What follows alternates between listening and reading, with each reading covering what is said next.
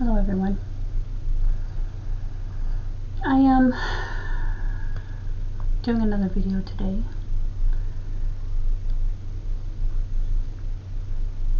We've been talking about spirits and demonic influence and everything, and I would like to share with you some of the experiences that I have had throughout my life. I've had so many experiences. I actually wrote a book about it. Give me a second to see if I can find it here.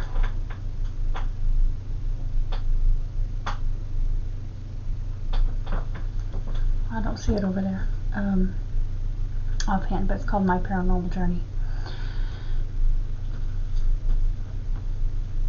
I ended up doing things like ghost hunting, even by myself. But growing up, my dad didn't teach us to be afraid of these things, although to some degree we were, you know.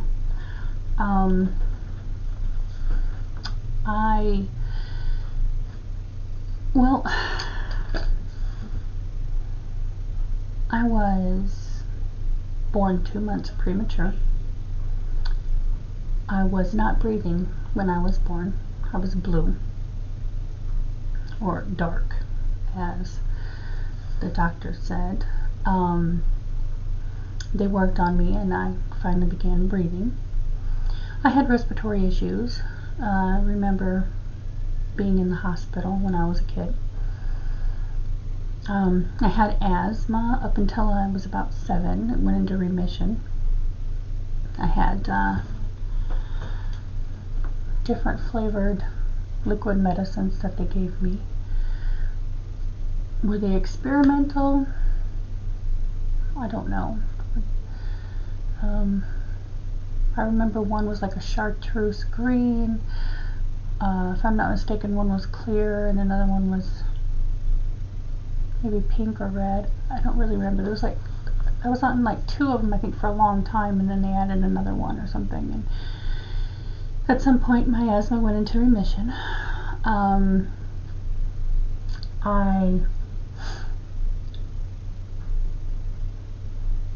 I did have a flare-up here and there, and I still get every once in a while the need to take an inhaler because of difficulty breathing. But I don't know if that is all related to stress maybe or whatever. But anyway, so I was born not breathing. I was 4 pounds. I was 10.5 inches long. My dad said he could do like this with his hands, and just my little feet would hang over. I could fit in his shoebox.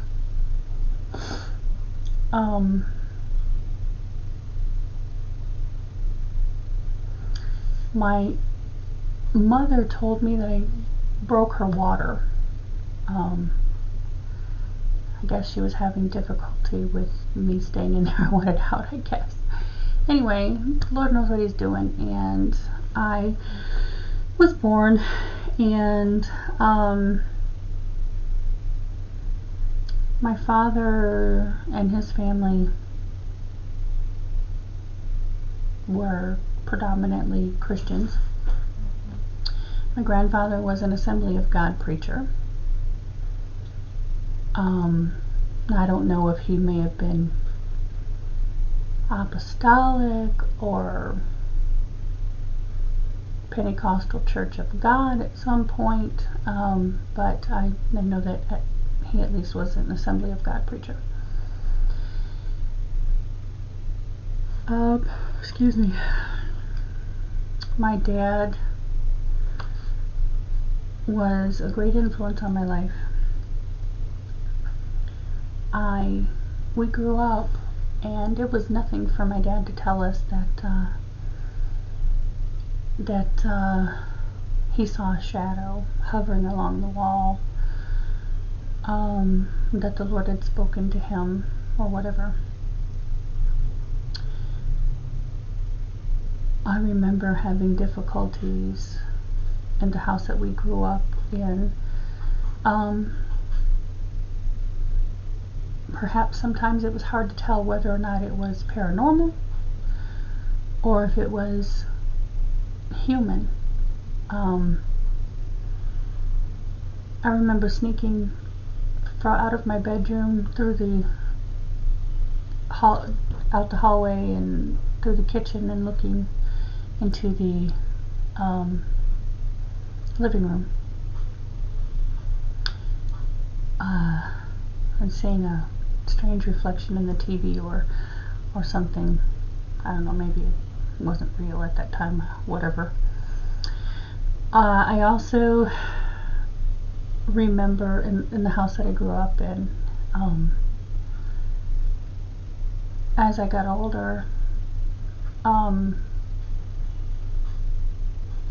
people would sneak into the house and scare you. I remember one night I was in the house with a sibling, and my sibling was on the telephone, and I wanted me to cook him some eggs or something like that, and so I went to the kitchen and was doing it, and I had this like strange feeling or whatever, and I walked out of there and went into the living room, and we had this stove that made these click sounds when you turn it on or turn it off, and I heard the stove click off, and so I walked back into there and it was off, and I clicked it back on and stood there a minute and walked back out, excuse me, due to strange feelings, and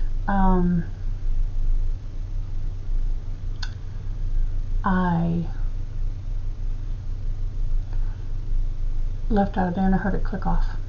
So I went back in there and I clicked it on, and then I clicked it back off, and then I walked out, and then I heard the stove click back on, and so I went into there and I was standing there, the cast iron skillet and the spatula or whatever, a white stove, and to my right would be the hallway leading to the bathroom, the bedrooms, the back porch, and to my left leads to the dining room and to the living room and the foyer.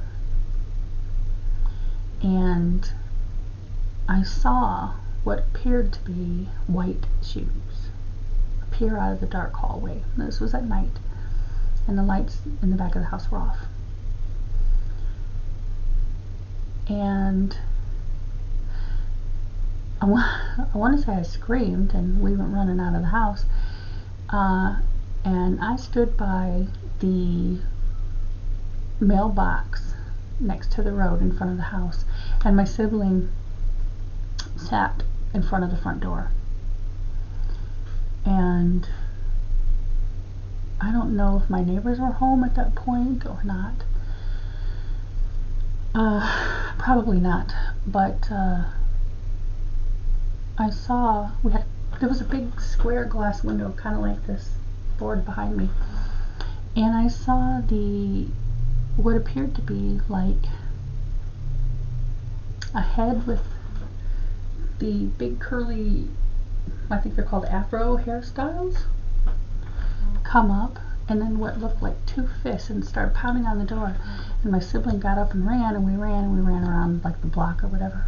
When we waited to go in until my neighbor across the street went and checked out the house. Excuse me, I don't mean to yawn. Went and checked out the house and made sure there was no one in there. No one ever admitted to being in the house. I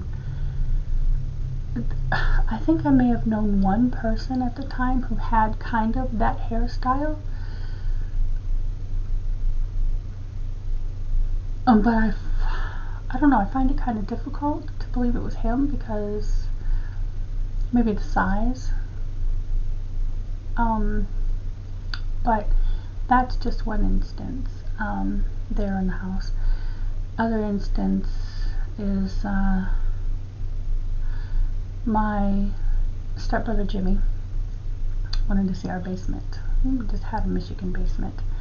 It was half or a partial basement. It was partially cemented in for the broiler and maybe the pump or something. And the other part was just like a crawl space. And so I was standing down and he was sitting on the steps. I was standing downstairs and he was sitting on the steps. And the door was behind him, and all of a sudden I saw white shoes again, and the door slammed behind him. I never saw a person, I just saw the shoes on both occasions. And I scared my brother, scared me, and never did figure out any of that. And my brother was older, he was about 8 years older than me or so. 8, 9 years older than me. And I was in my teens, so I know he was driving already. I don't remember how old I was exactly. Maybe 14, 15? Possibly. So that would put him about 23, 24. Anyway, I'm sure those aren't the only occasions in that house. Off the top of my head at the moment, I can't really totally remember them.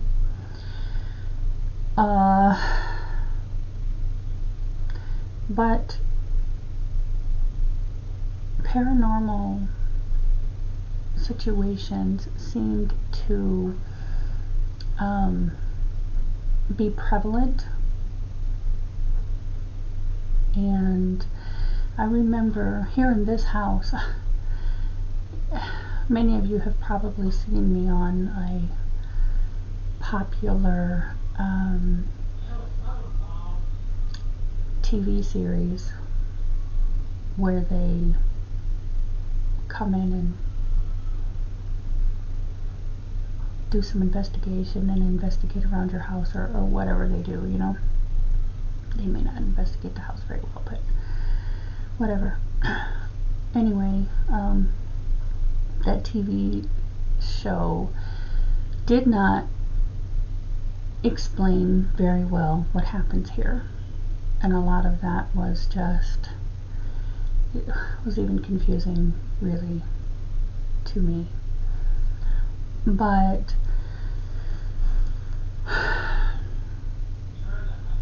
in this house I didn't want to look out the windows. I was afraid to look out the windows. I had I don't know, I had like this unworldly fear of looking out the windows or being out in the yard, underneath the house, whatever. It wasn't always like that, but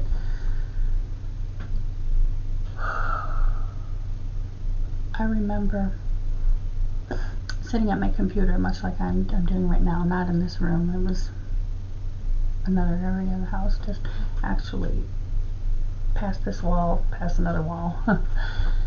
And I would have been right there, but I would have been facing kind of this way. And there's, just beyond this door, there's another doorway just to the right here, and I would have been past that doorway to the left. So anyway, my computer screen was facing in this way, not this way, but in that way. And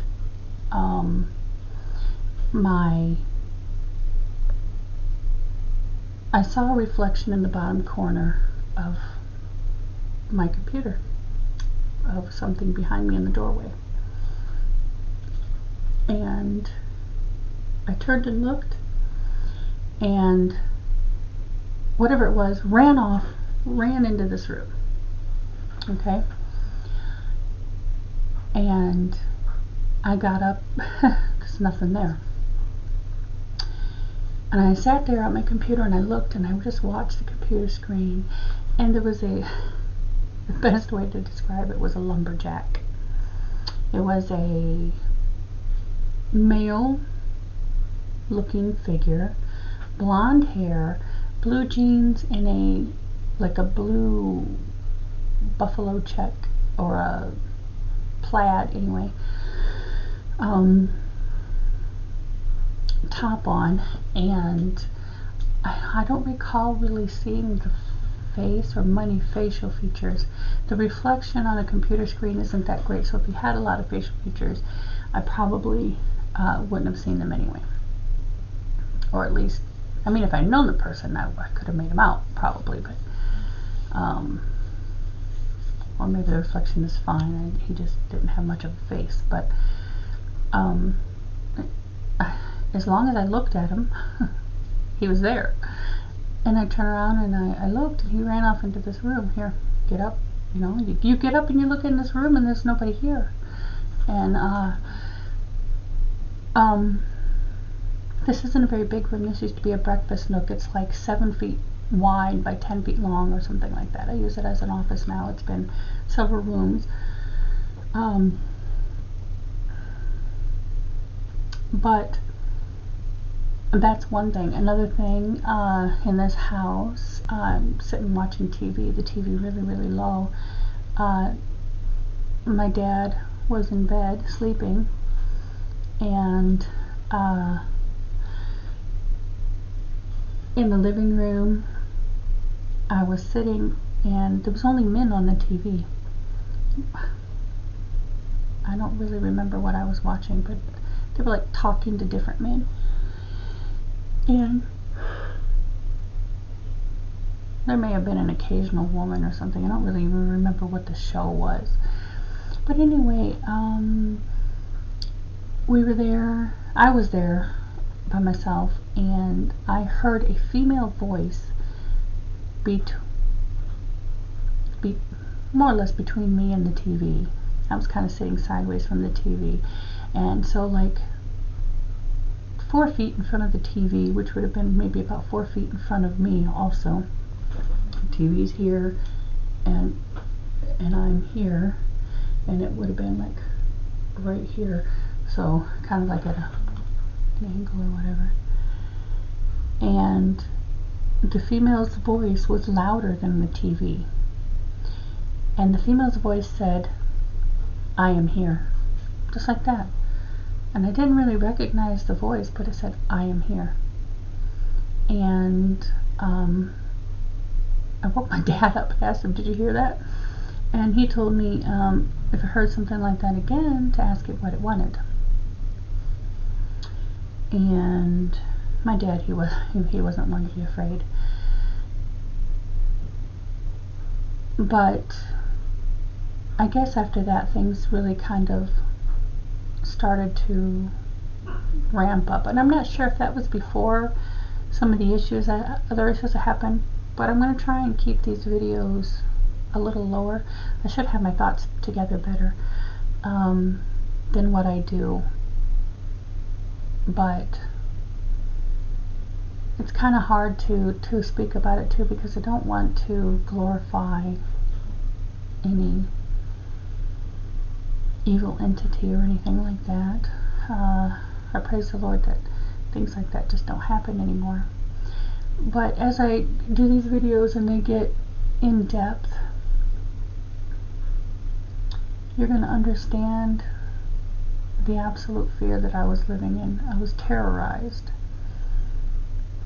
And in the next video, I will try to get into what happened outside, underneath the house, and inside the house, and you're probably going to be amazed. And it may sound fake to you, but I promise you it's very, very real. And those are the kinds of things that you want them to talk about on the TV show, but they come with an agenda. They already know what they're going to say, and they follow their scripts that are written and everything. And I mean, I guess they have to make money, but I wish they'd portray things correctly. So until next time.